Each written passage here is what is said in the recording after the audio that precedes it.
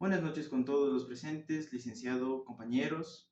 En esta noche vamos a presentar una maqueta de vectores en tres dimensiones y vamos a hablar acerca de unas aplicaciones de vectores y cómo se puede graficar, sacar el módulo y ángulos. En primer lugar tenemos que los vectores es un par ordenado de dos números y de tres números. En este caso son de tres números x, y, z. Y de este modo podemos graficar los vectores en tres dimensiones. Como podemos observar en este momento, tenemos el vector B. El vector B está representado por 8,3,6, que cada uno tiene su propio eje. El 8 pertenece al eje X, el 3 pertenece al eje y el 6 pertenece al eje Z. Tomando esto en cuenta, para graficar un vector en tres dimensiones, tenemos que primero graficar X y Y. Hay otros que grafican YZ primero, pero en este caso sería XY para más facilidad. Tenemos que el eje X son 8 unidades, por ende tenemos que contar 8 unidades, ya tenemos la primera parte.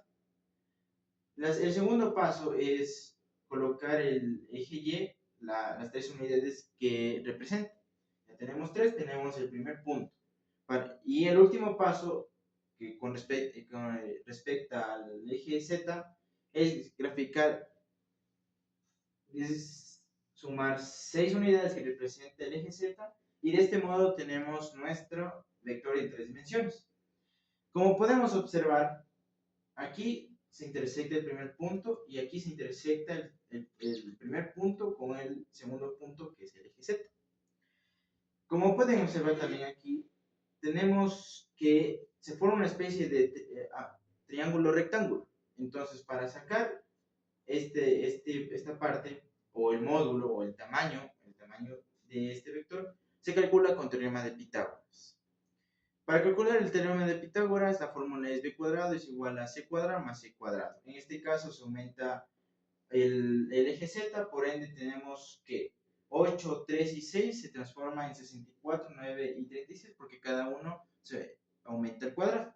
Y de este modo tenemos que el tamaño o el módulo de este vector es 109, raíz de 109, que eso equivale a aproximadamente 10.4. Y de este modo tenemos el tamaño.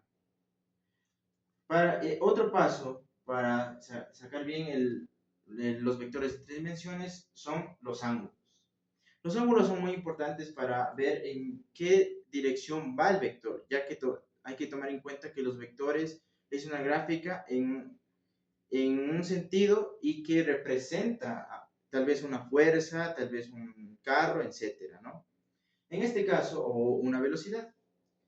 Tenemos que para sacar cualquier ángulo se necesita una función trigonométrica, que es el coseno. En este caso, coseno a la menos 1, que muchos lo llaman arco coseno. Para sacar el arco coseno, el coseno a menos 1, se divide coseno a la menos 1 entre el número que representa el eje X o el eje Y o el eje Z dividido para el tamaño, el módulo del vector, que en este caso es 109.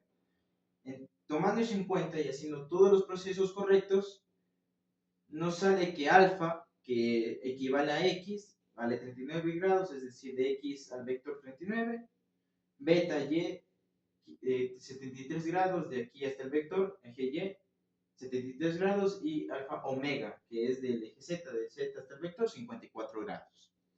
Y de este modo así tenemos un vector en tres dimensiones que sirve mucho, tanto como previamente ya les había dicho, para representar una fuerza, representar una velocidad, etc.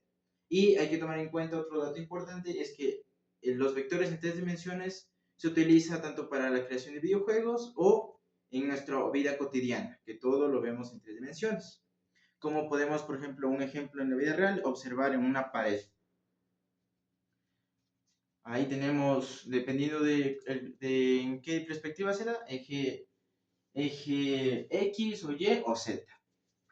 Para corroborar el vector, que previamente el vector B que se ha hecho, podemos investigar en una fuente confiable que es GeoGebra. Como podemos observar en GeoGebra, se puede observar que el eje azul, que es el eje Z, tiene coordenada 6. Asimismo, X y Y tienen las coordenadas que previamente habíamos hecho. Y tal vez no se parezca, pero tenemos la posibilidad de girar estos vectores. Y de este modo se puede convertir en esta perspectiva, o en esta perspectiva.